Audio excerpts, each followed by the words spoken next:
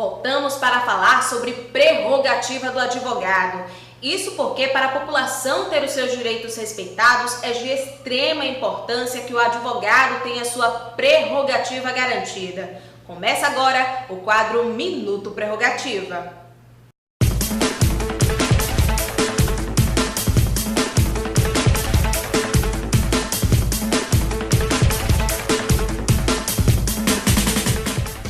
Advogado, desde que assumi a defesa das prerrogativas pela Ordem dos Advogados do Brasil, seccional de Alagoas, que me preocupa muito aquela situação em que o advogado, ao adentrar numa delegacia, chegar numa vara do judiciário ou num órgão público, ele tem a sua prerrogativa violada e ele se sente só. Ele não tem com quem contar. Isso vinha acontecendo antes. E já aconteceu comigo antes de eu estar aqui. E quando eu entrei na OAB, quando eu fui chamado para a defesa da prerrogativa, foi isso que mais me preocupou. E me preocupa até hoje. Em relação a isso, eu quero passar para a advocacia alagoana que esse tempo acabou. A diretoria de prerrogativa está atuante, vigilante em cima dessa questão, que é a questão da defesa do advogado na hora que o advogado mais precisa, na hora que ele está com a sua prerrogativa violada. Nós temos fatos concretos que eu vou passar para vocês aqui, como a situação daquele advogado que numa blitz teve o seu braço quebrado pela polícia militar. Esse advogado, além de ter o seu braço quebrado, de ter sido humilhado, massacrado nesse momento que ele estava nessa blitz, ele agora passou a responder um processo de desacato. Foi acusado pelo Ministério Público de ter desacatado esses militares. E nós estamos atuando na suspensão do processo dele junto ao Tribunal de Justiça, para que esse advogado não seja, além de não ter a punição dos militares, ele seja injustiçado. Isso não vai acontecer. A ordem está atenta e nós estamos atuando. Outra situação de um advogado que atuou ad hoc num processo e faltou a um dos atos subsequentes e o juiz lhe imputou uma multa de 10 salários mínimos. Nós estamos junto a esse advogado e ele não vai pagar essa multa, porque nós estamos atuando para que essa multa deixe de existir. É inadmissível um fato desse. Um caso que o advogado atua de graça, atua como se fosse defensor público e além disso ainda tem que pagar uma multa. Então a OAB está vigilante e a prerrogativa não vai deixar isso acontecer. O advogado está abrigado.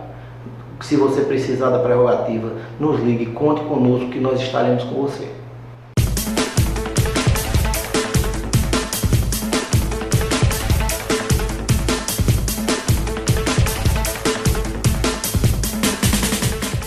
E a gente continua falando sobre a garantia dos direitos, agora com o quadro OAB Tira Dúvidas, que você já conhece e sabe como participar. Se você tem algum questionamento na área jurídica, é só mandar a pergunta pelas redes sociais da OAB Alagoas. A gente responde aqui no OAB Tira Dúvidas.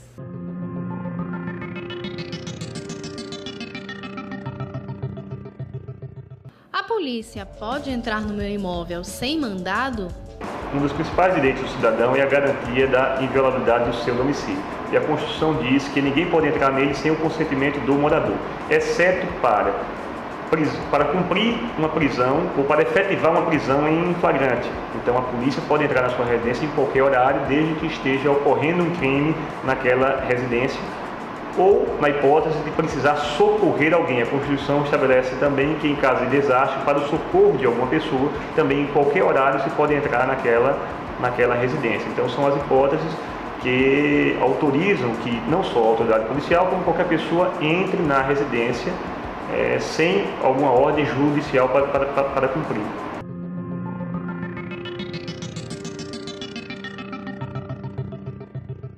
E olha, as deliberações para garantir os direitos da advocacia e também da sociedade não param no Conselho Federal. A gente mostra a partir de agora o que foi destaque no quadro Notícias do Conselho.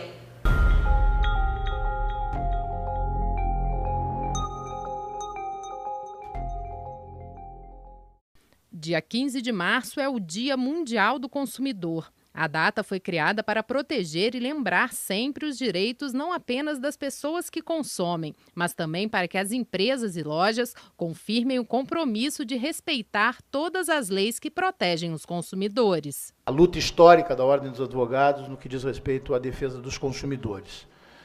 O consumidor hoje tem sido agredido sobre diversos prismas, né, no Brasil. E sempre que se tem como fundamento esta agressão, nós escutamos que isto se dá em função da crise econômica que assola o Brasil, né? E esta crise econômica que assola o Brasil não pode desconstruir todo o arcabouço de defesa dos consumidores.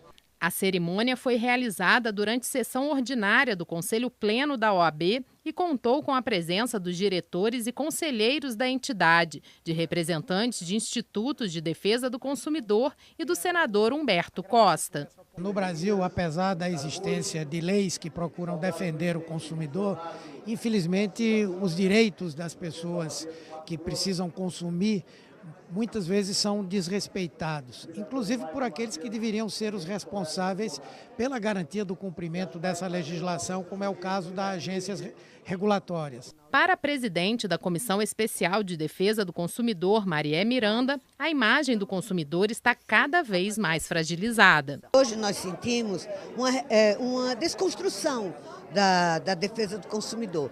Hoje está muito difícil, porque existe um trabalho negativo em defesa do consumidor vindo do Poder Legislativo, vindo do Poder Judiciário, do Poder Executivo. A Ordem trabalha contra abusos das agências reguladoras, como a resolução da ANAC que permite a cobrança de bagagens despachadas em voos nacionais e internacionais. Temos tido, ao longo dos últimos tempos, diversas ações que são, muitas vezes, e eu sinto em dizer e afirmar isto, patrocinado, inclusive, por agências reguladoras. Exatamente aquelas agências que deveriam ter o compromisso primeiro de regular o mercado, tendo a visão do consumidor. Estas agências têm tido sistematicamente, algumas delas, a visão da empresa. O consumidor hoje é o exemplo do cidadão do século XXI e esse manifesto que o Conselho Federal da Ordem faz, a nossa comissão, eu acho que significa um alerta para combater esses contínuos retrocessos.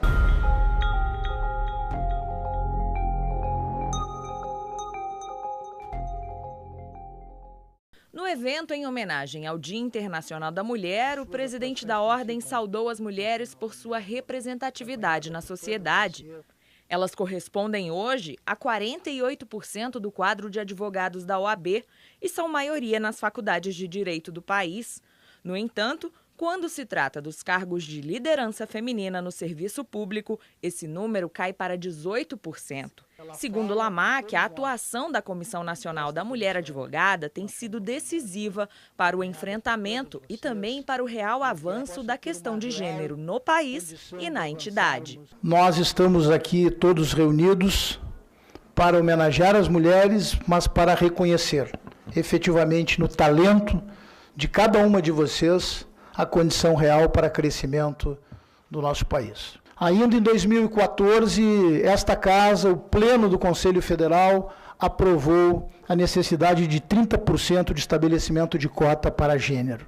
E também quero lembrar, além das nossas campanhas contra a violência doméstica, um ponto que me parece muito emblemático neste ano, no ano de 2017. No ano de 2017, nós estaremos realizando a primeira Conferência Nacional da Advocacia, e não mais a Conferência Nacional dos Advogados. A sessão solene foi realizada pela Comissão Nacional da Mulher Advogada e homenageou a ministra do Superior Tribunal do Trabalho, Delaide Arantes. Além dela, conselheiras da entidade também foram destacadas. Para a ministra, o protagonismo feminino e sua representatividade ainda tem muito a crescer. Por exemplo, o Tribunal Superior do Trabalho nunca foi presidido por uma mulher. A OAB Nacional nunca foi presidida por uma mulher. Né? Embora estejamos crescendo, porque hoje temos uma mulher presidenta do Supremo, tivemos uma mulher presidente do Superior Tribunal Militar, temos uma mulher presidenta do STJ, que por sinal é uma goiana, assim como eu, mas ainda tem muito a conquistar. No mercado de trabalho, eu resumiria com a diferença salarial. Nós, mulheres, hoje, ganhamos 33% a menos que os homens executando o mesmo trabalho. Então é um longo caminho a percorrer também.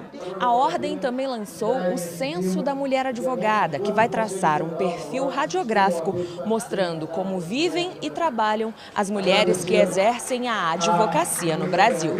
É este perfil que nós precisamos para prestar os trabalhos e os serviços que a Ordem pode fazer em benefício da advogada, mas já sabendo quem são elas, onde elas estão advogando em quais áreas.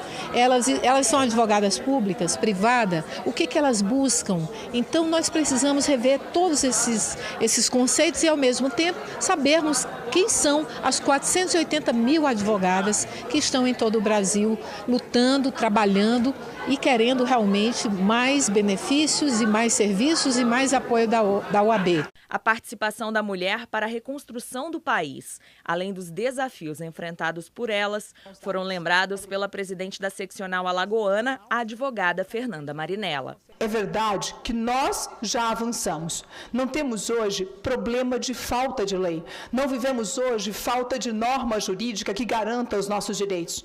Mas hoje nós temos outros problemas. Nós precisamos efetivar estes direitos.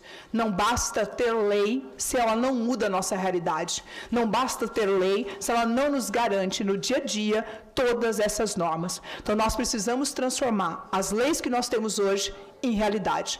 Para a presidente da comissão, há grande expectativa de crescimento no número de mulheres na Ordem. Segundo ela, a entidade tem se dedicado na busca pelo efetivo direito constitucional de igualdade a partir do Plano Nacional de Valorização da Mulher Advogada. Alcançamos grandes vitórias. Uma delas foi a aprovação do Plano de Valorização da Mulher Advogada. Neste triênio, tendo a mim como presidente, estamos alcançando uma integração muito grande, bastante satisfatória entre as comissões estaduais com a Comissão Nacional. A implementação do plano por parte das comissões seccionais é fundamental. Então, isso trará realmente a valorização que nós buscamos, porque são estas presidentes que estão em seus estados com um trabalho mais direto com as advogadas. E nós aqui em Brasília buscando a união de toda a classe e, ao mesmo tempo, outros alcances, inclusive, como foi o caso da vitória no final do ano passado, com a aprovação da Lei 13.363.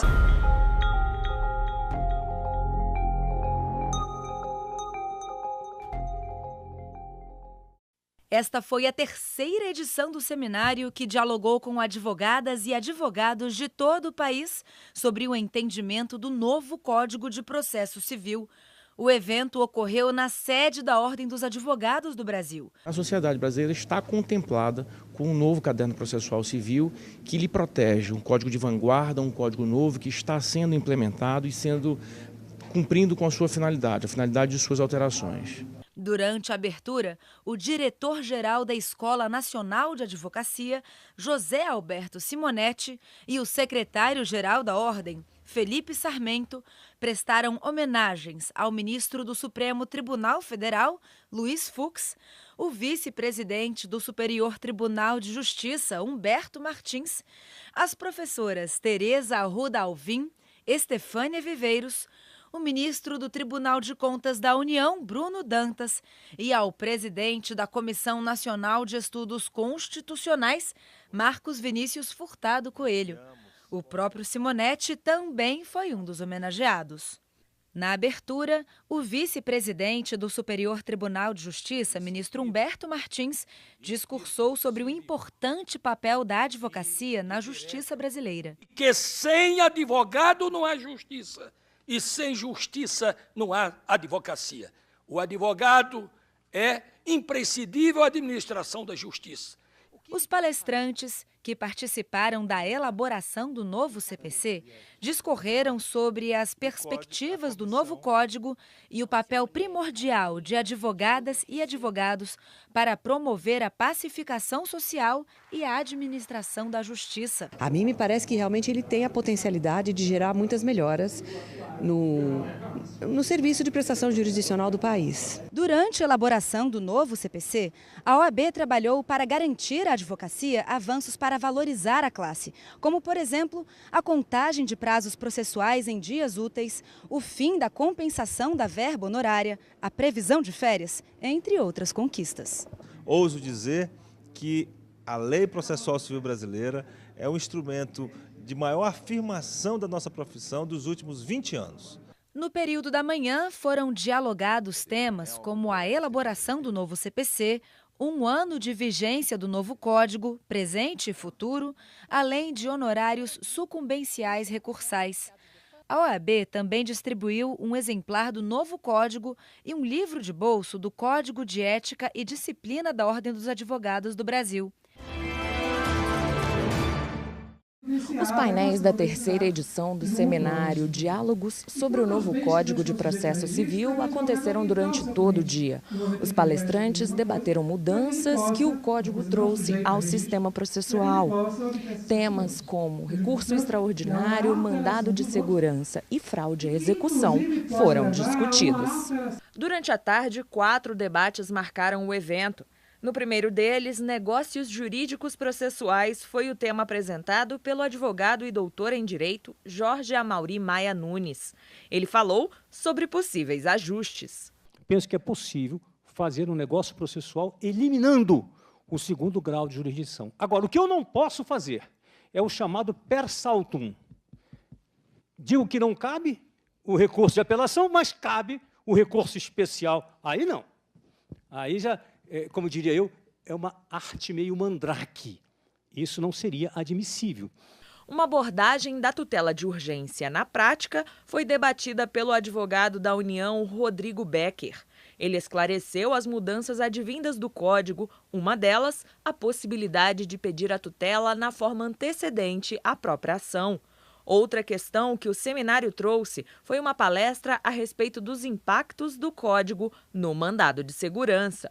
Quando nós olhamos para o novo Código e seu impacto no mandado de segurança, vejam que essa própria principiologia do Código de proteção a direitos fundamentais vai ter um papel importante quando nós olhamos para o procedimento do mandado de segurança, especialmente para muitas posturas conservadoras que o judiciário tem quanto a aspectos procedimentais dessa ação constitucional. Inversão do ônus da prova e recurso extraordinário foram discutidos no 3º painel da tarde. Os responsáveis pelas palestras foram Paulo Gustavo de Carvalho, vice-advogado-geral da União, e Zulmar Duarte, advogado e professor de Direito Civil. O recurso extraordinário, nós verificamos que o Código de Processo Civil, ele inovou, não muito nos seus requisitos, até porque os requisitos do recurso extraordinário são requisitos constitucionais, então, dificilmente o Código poderia avançar sobre esse tema, muito embora o Código foi muito bom ao estabelecer, ao deixar clara a questão do pré-questionamento. Encerrando o ciclo de palestras, foram debatidas as mudanças na fraude e a execução e o papel da advocacia no seu combate, além das hipóteses de cabimento do agravo de instrumento no novo CPC.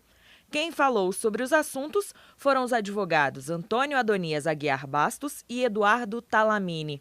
Estefânia Viveiros, presidente da Comissão de Análise da Regulamentação do novo Código de Processo Civil do Conselho Federal da Ordem, fez um balanço do evento. Nós estamos numa semana que estamos comemorando 1 ano de vigência e com isso nós conseguimos fazer uma análise do passado, do presente e perspectiva de temas extremamente interessantes para o dia a dia da advocacia, seja com relação à advocacia, com relação aos honorários advocatícios, a questão de audiência saneadora, dos recursos, ou seja, temas importantes, imprescindíveis que estão nesse amadurecimento da implementação do novo Código de Processo Civil em todo o Brasil.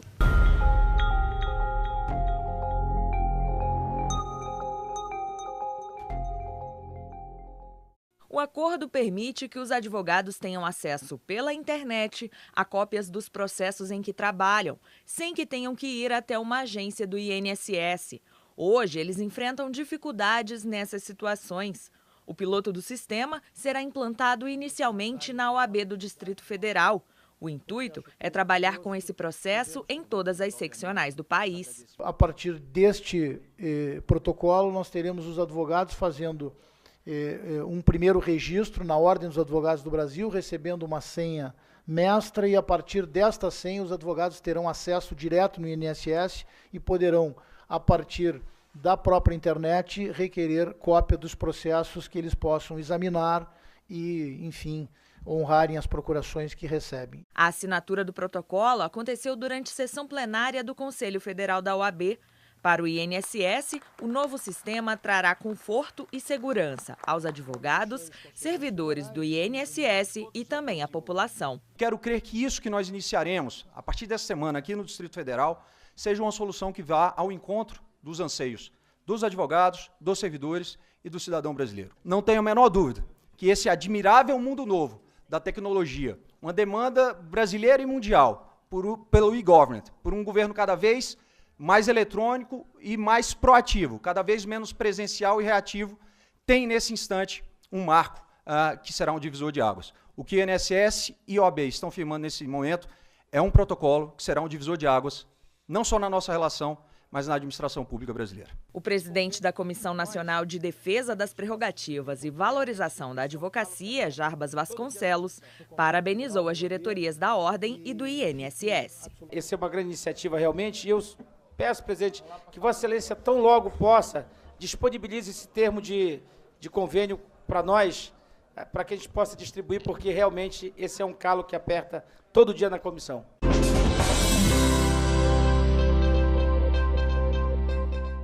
Atendendo ao pedido formulado pelo Conselho Federal da OAB, o Tribunal Superior do Trabalho baixou resolução que assegura ao advogado realizar o levantamento de alvarás, evitando, desse modo, uma prática que estava sendo observada em muitos tribunais em que o juiz autorizava o pagamento somente à parte beneficiária. A partir de agora, mesmo que em casos especiais em que o juiz queira pagar diretamente ao reclamante, ainda assim deverá antes intimar o advogado para juntar o contrato.